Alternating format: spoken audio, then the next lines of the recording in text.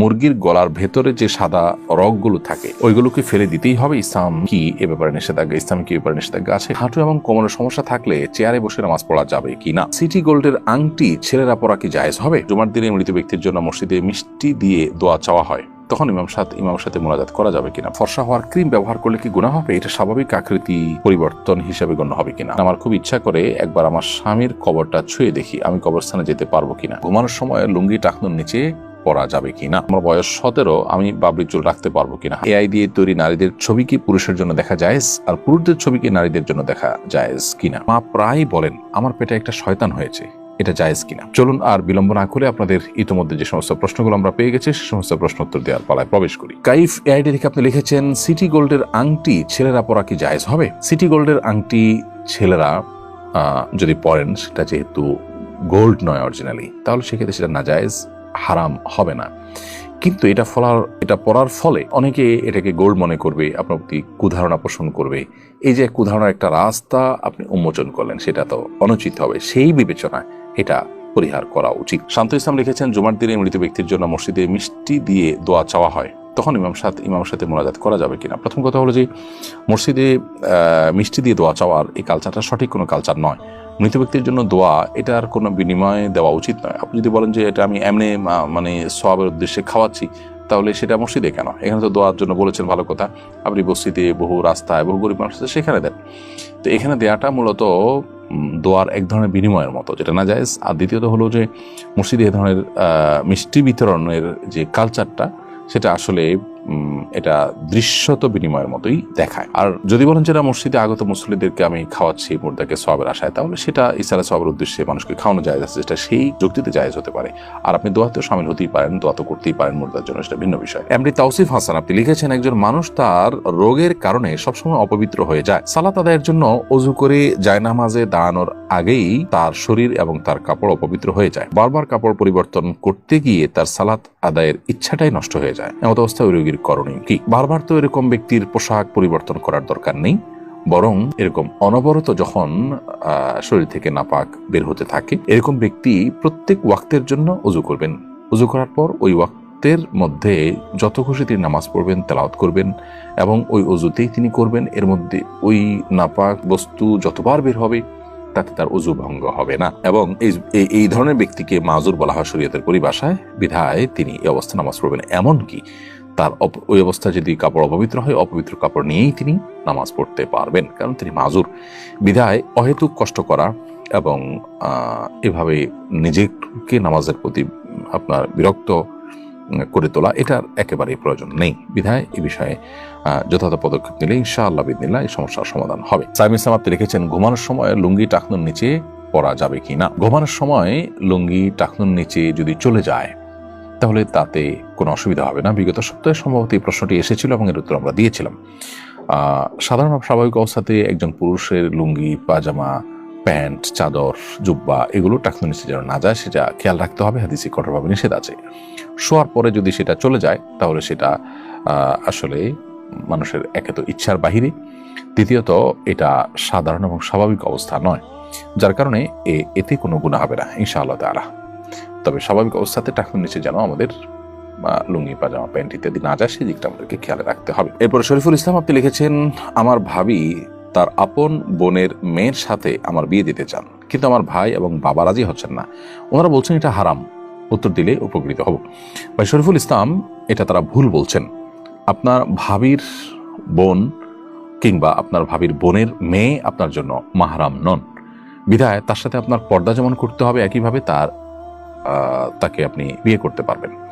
সেক্ষেত্রে আপনার ভাই হয়তো আপনার খালু শ্বশুর হয়ে যাবেন সম্পর্কে, তাতে কোনো অসুবিধা নেই। অতএব আপনার ভাবির বোনের মেয়েকে আপনি বিবাহ করাতে শরীয়তে কোনো বাধা নেই। আপনার বাবা বা ভাই বা পরিবারের লোকজন যারা এটাতে বাধা দিচ্ছেন, তাদেরকে দক্ষ কোনো আলেমের কাছে নিয়ে যান এবং তাদের সংশয়কে দূর করবার চেষ্টা করেন। লিয়া আক্তার লিখেছেন, আমার খুব ইচ্ছা করে একবার আমার স্বামীর কবরটা ছুঁয়ে দেখি, আমি কবরস্থানে যেতে পারবো কিনা? মেয়েদের জন্য কবরস্থানে যাওয়ার পরে ফুকাহা একরামের বিশুদ্ধ মত হলো যে তারা কবরস্থানে প্রবেশ করবেন না। একান্ত কবরের কাছে, ওয়ালের বাইরে থেকে আপনি দেখতে পারেন, জাস্ট আবেগের কারণে তাদের কবরস্থানে না যাওয়াই উচিত। বাহির থেকে আপনি দোয়া করবেন। এটা নানা কারণে হাদিসের নিষেধাজ্ঞাটি বর্তায়। এর মধ্যে একটা হলে মেয়েরা অনেক বেশি আবেগী হয়ে পড়েন এবং সেখানে একটা বাজে দৃশ্যের বা অনেক দৃশ্যের অবতারণা হতে পারে, অথবা সেখানে পুরুষরা অনেক বেশি অবস্থানে যেয়ে থাকেন, সেই ভিড়ের মধ্যে মহিলারা গেলে তাদের প্রাইভেসি নষ্ট হতে পারে। নানা কারণে শরীয়তের এই নিষেধাজ্ঞাটা আরোপ করা হয়ে থাকতে পারে। এমনি মিজানুর রহমান আদনান আপনি লিখেছেন, এআই দিয়ে তৈরি নারীদের ছবি কি পুরুষের জন্য দেখা জায়েজ, আর পুরুষদের ছবি কি নারীদের জন্য দেখা জায়েজ কিনা?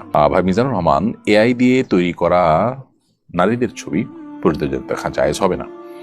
যদিও সেই নারী রিয়েল কোনো নারী নয়, কিন্তু একজন পুরুষের জন্য একজন নারীর দিকে অবলোকন করা, গায়ে মারাম নারীর দিকে দৃষ্টিপাত করাটা যে কারণে হারাম, সেই কারণটি এখানে বিদ্যমান আছে।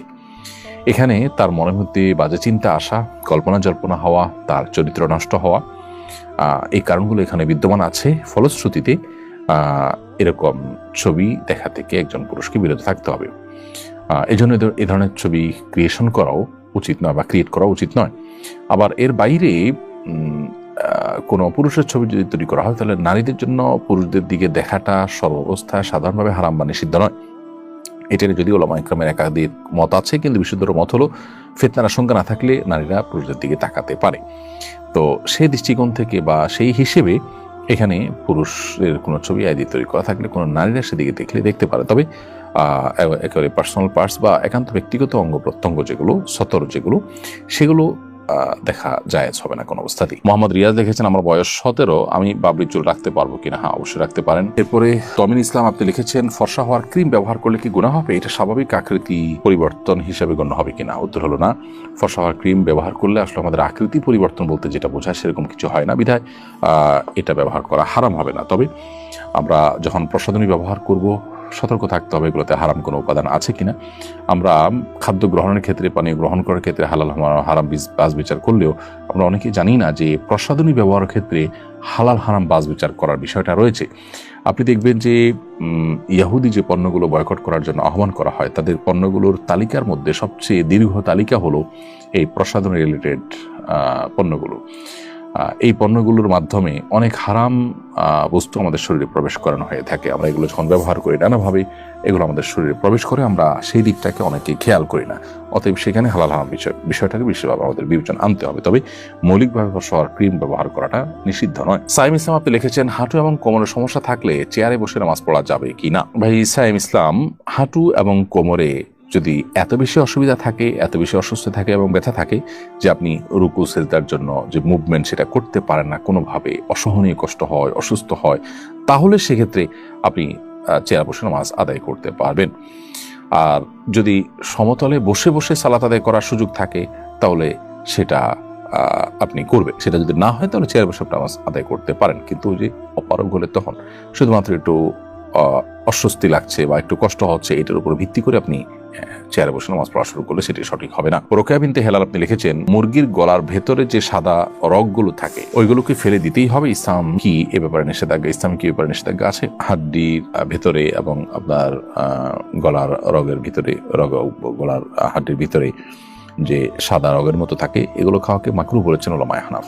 যদিও এটা হাম্বলি ফকিহগণ বা সৌদি আরবের ওলামায়ে কেরাম এটাকেও খাওয়া জায়েজ বলেন, এটাকে হারাম অবশ্য কেউ বলেন না, তবে মাকরুহ বলেছেন ওলামায়ে আহনাফ। বিভিন্ন ফতোয়ার কিতাব বলতে সেটি রয়েছে। এরপরে প্রশ্ন করেছেন মোহাম্মদ নুরুল্লাহ, আপনি লিখেছেন, মা প্রায় বলেন আমার পেটে একটা শয়তান হয়েছে, এটা জায়েজ কিনা? প্রথম কথা হলো যে মানুষকে শয়তান বলে আখ্যায়িত করা উচিত নয়। এটি এক প্রকারের গালি, এক ধরনের মন্দ উক্তি। কারণ শয়তান শব্দের অর্থ হলো মূলত আল্লাহর রহমত থেকে যে দূরে সরে গেছে, যেটা শয়তানের ক্ষেত্রে, ইবলিসের ক্ষেত্রে যেমন ফিট হয়, মানুষরূপী কিছু লোক আছে তাদের ক্ষেত্রেও অনেক অংশে এই শয়তানিক কর্মকাণ্ডের মাধ্যমে তাদের ক্ষেত্রেও ফিট হয়। কিন্তু কোনো ব্যক্তি বিশেষকে জাস্ট একটু দুষ্ট প্রকৃতি হওয়ার কারণে তাকে শয়তান বলা অনুচিত। নিজের সন্তান হলেও তাকে শয়তান না বলা উচিত।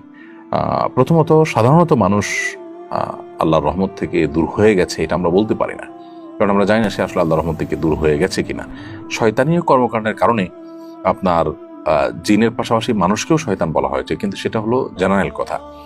আপনার কোনো ব্যক্তি বিশেষকে, কোনো মুসলমানকে শুধু একটু দুষ্ট প্রকৃতি হওয়ার কারণে তাকে আপনি দুষ্ট বলেন, অনেক কথা বলেন, কিন্তু শয়তান বলবেন না। নবী করিম সাল্লাল্লাহু আলাইহি সাল্লাম তিনি লাআন তাআন ছিলেন না, অশ্লীল কথা, কটু কথা, বদদোয়ামূলক কথা, এই ধরনের কথা তিনি বলতেন না, গালমন্দ টাইপের কথা এগুলো তিনি বলতেন না। সো সেই সমস্ত জায়গা থেকে ধরনের মন্তব্য না করাই উচিত।